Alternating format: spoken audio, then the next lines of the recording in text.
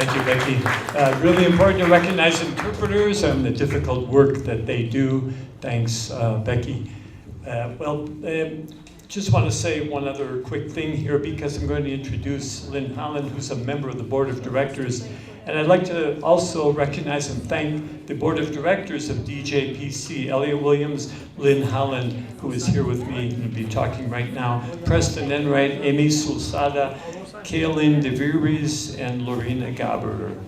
How about a round of applause for the members of the Board of Directors?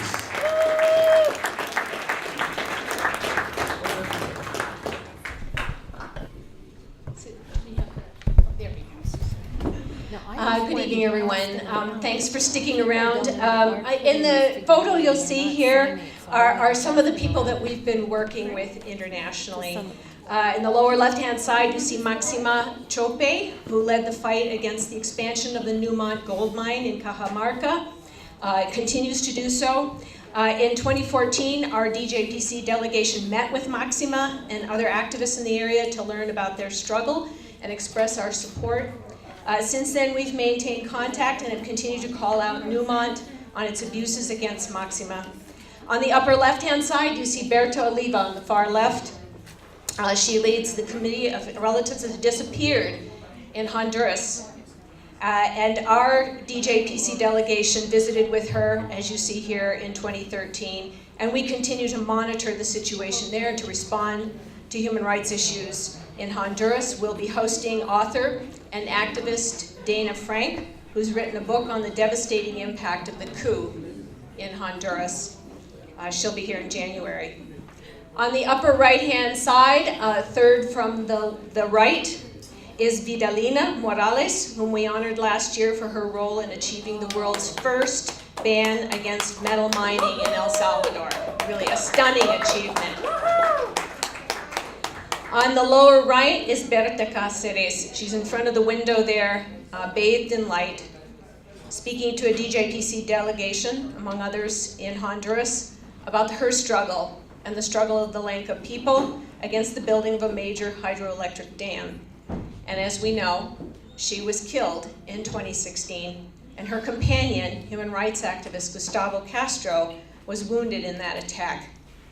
Finally, at the bottom, you can see standing up there is Libertad, a very young organizer in Chiapas with whom we've been working through our delegations. And Libertad took Gustavo Castro's place in Chiapas, bravely stood up to lead the resistance to commercial development there in the region. We want you to know that we are taking action at every single opportunity. We've taken action through our delegations to Peru, Honduras, and Chiapas, and following up with support for communities there in struggle. We've taken action by filing reports against abusive corporate practices, against security guards and police and military officials who terrorize social activists and other community members.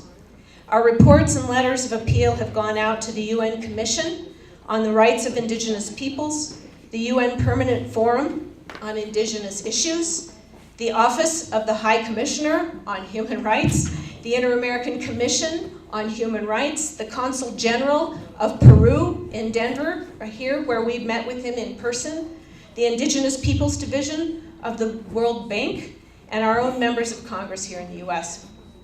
We've taken action through our forums, featuring various authors like David Barsemian, panels of our delegates who've returned from human rights trips, various experts and activists. We've taken action by reviving our educational curriculum with regard to unsustainable mining practices, the displacement of people, especially indigenous peoples, from their land. We're reaching out to schools, universities, places of worship, and other settings where we know people want to hear more about these things. We've taken it to the streets by demonstrating outside of Newmont's shareholders meeting last spring and in front of the Capitol this fall.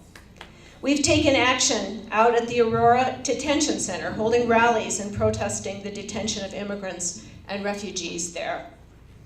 We are also taking action by building for peace in our own neighborhoods here in Denver, especially where there are high proportions of new immigrants.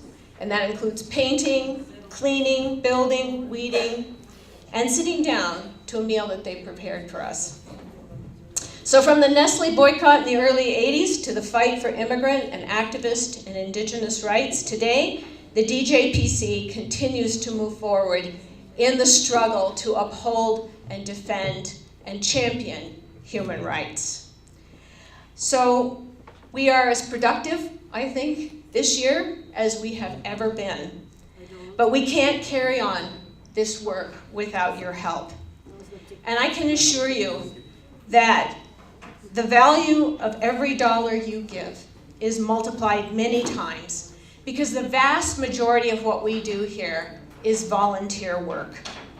And that means whether it's Rebecca, who works extensively outside of her job description, many hours beyond what she gets paid to do. It also means we have an activist board. Every one of our board members is an activist. And that includes 2 people who don't even live here. They lived here at one time, but for various reasons, needs for jobs, they moved to Pennsylvania. The other one is in Guatemala, keeping us abreast of things there. But they still tune in to meetings every single month, our board meetings, which they do through Skyping, and continue. They help us with newsletter production and writing and various other things. That's the kind of commitment the DJPC has been able to command. So we ask you now, tonight, of course, if you've already made a donation, we extend our heartfelt thanks to you, because we need it, and we need to go forward. And if not, if you haven't already made a generous donation, we ask you, please, to, grab one of the envelopes on the table, reach for your wallet, your credit card, your free cash, your checkbook, whatever you have, and give as generously as you can, to keep us in this fight for human rights, for the peoples of Guatemala and Chiapas and Peru and Honduras and everywhere else where they need us. We'll be there to stand up for them. We're going to continue this work. Nothing is going to stop us. Nothing is going to get in our way. So please give as generously as you can to keep us in the fight for human rights tonight, to keep it alive and strong. There's never been a more important time. Thank you, everyone.